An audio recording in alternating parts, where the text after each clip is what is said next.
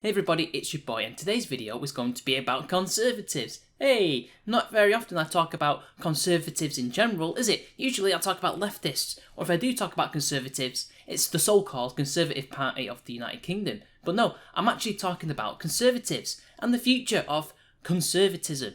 Because if it's one thing that a person who is not a Conservative like me should be doing, is talking about Conservatives, and to Conservatives, about the future of their so-called movement and ideology, because believe me, in the West, and I mean the West, but in this video it'll be mainly British conservatism that I'll be talking about, but there will be parallels in other countries regardless. It doesn't look very good. The future of your movement, your ideology, your parties, whatever you want to call it, it's not looking good, guys. I hate to say it. First off, in Britain, we have the Conservative Party. Now, we all know that this party, and I know a lot of you card-carrying Tory members are going to hate me saying this, but this party has never stood for anything in its entire life.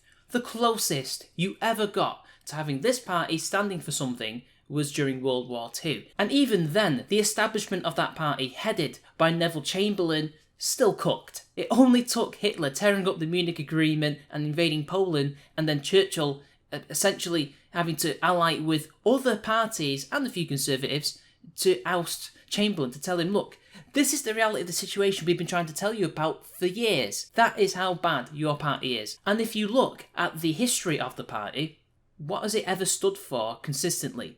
Nothing, really. In the late 1600s, it was high Toryism, it was almost pro-Stuart in its outlook. Then in the 1700s, it went through many different guises until finding its feet with Burke and being the not quite reactionaries, but stalwart anti-revolutionaries. And then in the 1800s, it opposed the free marketeers, the Liberal Party, people like Cobden and Gladstone, etc. Then it became the whole One Nation thing, we are still around today with Disraeli. Then, in the late 1800s to about the early 1900s, they became more free market than the Liberals. And then in the 1920s and the 1910s and from then on, it became very statist, in particular with the likes of Heath, who was even, one could argue, one of the first globalist members of that party, because he was the one that got us into the European Union, or rather the European Economic Community as it was in 1973. Then, of course, in the late 70s to the early 90s, it was Thatcherism, it was quasi-libertarian, classical liberal, or not really, let's be honest, even though she slapped down her copy of Hayek's Constitution of Liberty and said, this is what we believe in. Her stated revealed preferences showed that she probably didn't believe in most of the book, let's be honest. And then in the 90s, it was boring John Major and catching up with Blair, trying to copy everything that Labour was doing. And then finally, throughout the 2010s to about now, it's just been a left-wing party.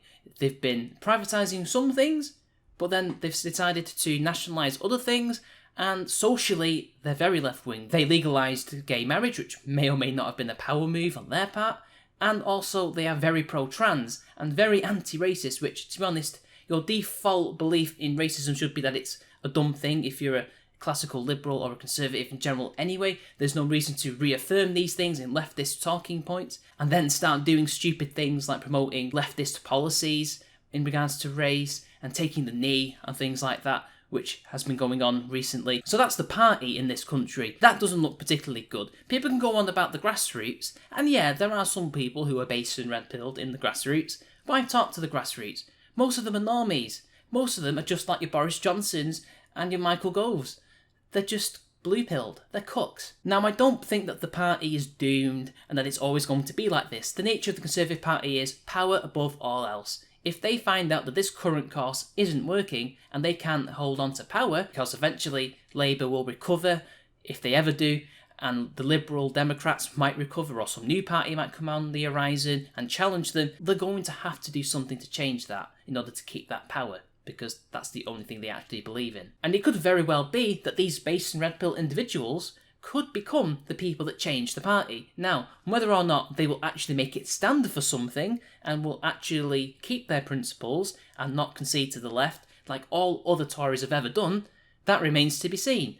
If they can handle the culture of the party and actually change it properly from within, that would be great, but I'm not holding my breath. Then we look to the outside of that and into the wider conservative world in Britain, which may or may not have similarities to other countries in the world. Look at all the major talking heads that are considered conservative in this country. Tom Harwood, Darren Grimes, Dominique Samuels, pretty much all of the people who follow Turning Point UK. Are these people really the future of the conservative movement in this country? Yikes. Tom Harwood and Dominique Samuels, to a lesser extent, are basically leftists. Tom Harwood believes that non-binary people are non-binary, trans women are women, trans men are men. He believes in all these silly leftist talking points. And similarly, another party member of the Tory party called, I think it's Steve, this man pretends that he's some kind of libertarian and that he's a classical liberal and he fights for freedom and liberty and just wants to leave people to grill,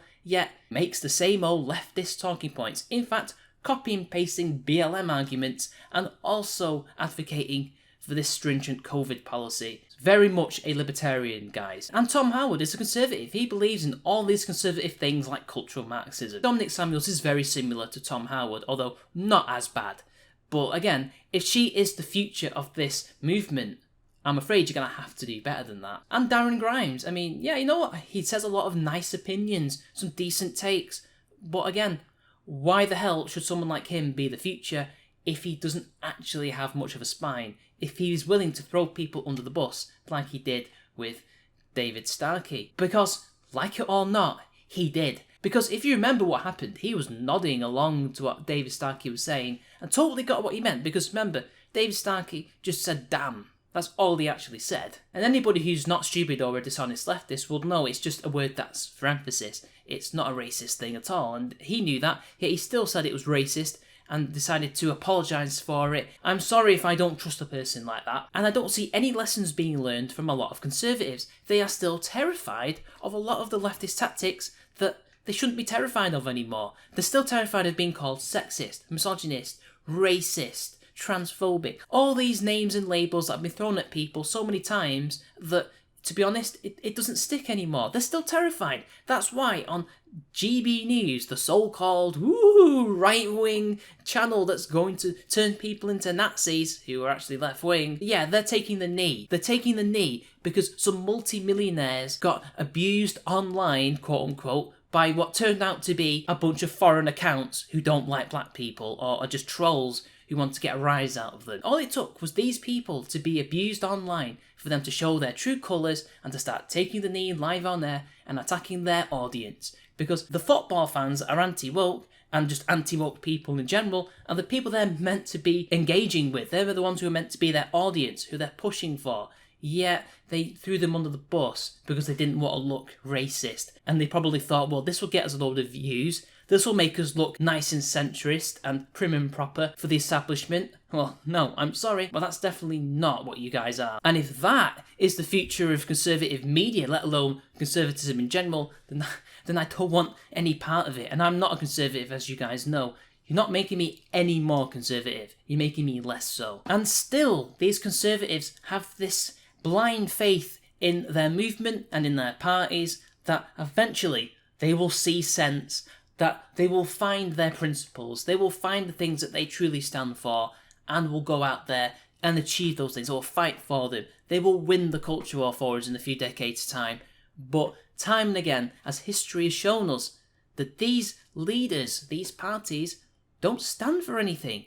It's been proven that conservatism doesn't really work, does it? It's a failure. And as Michael Mellis says, it's just progressivism going at the speed limit, and it always has been. There's really no such thing as it. I can't even tell you what a true conservative actually is, because it's changed so much from decade to decade, from century to century. A conservative now would be considered a communist 100 years ago. That's how left-wing some of you would be considered back then. And there's like a Stone Toss comic, and I don't even like Stone Toss very much, that really encapsulates what I think about the conservative movement in general over the years. It's a conservative who's like a trans woman who advocated for all that stuff back then, saying, no, we shouldn't have this other thing that's degenerate. That is what the conservatives will be in 100 years if you don't get your act together. Stop having this blind faith in the party that things will somehow work themselves out, that these people will stop doing the same thing over and over again and expecting different results, because you're not going to get it. It's just impossible. You either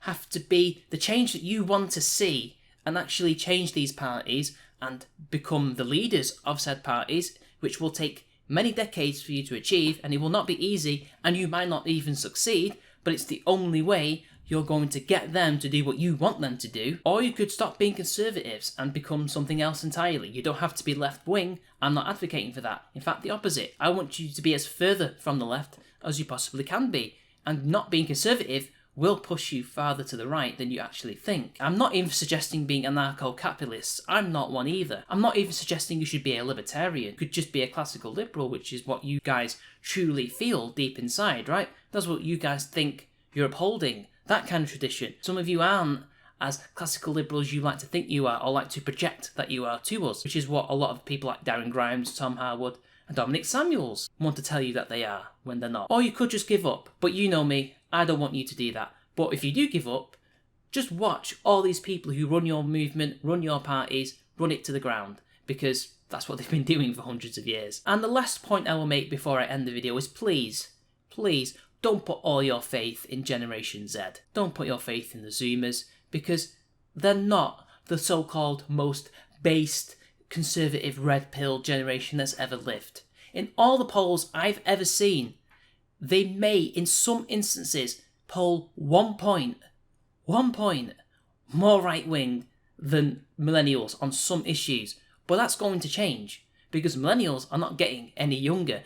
We're getting older, and some of us are not getting any more left-wing. In fact, some of us are getting more right-wing in large numbers. And in fact, let's be honest, the people who are pushing a lot of the anti-woke culture war stuff are not actually Zoomers, because a lot of them are still too young. They're still finding their feet. It's people my age and older, and slightly younger, millennials. We're the ones that have, since 2014 really, been the driving force, whether it be content creators or people who watch the content, or just your average activist.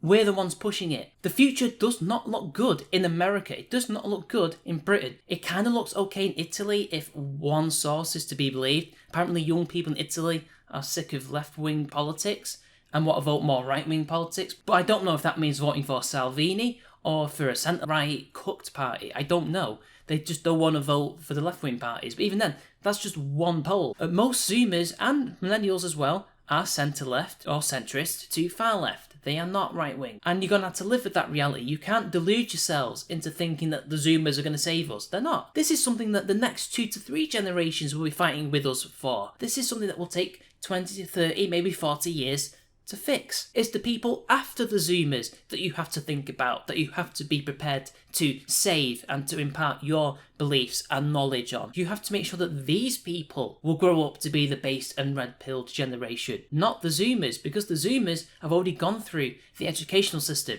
They've gone through all the rigmarole of becoming left-wing.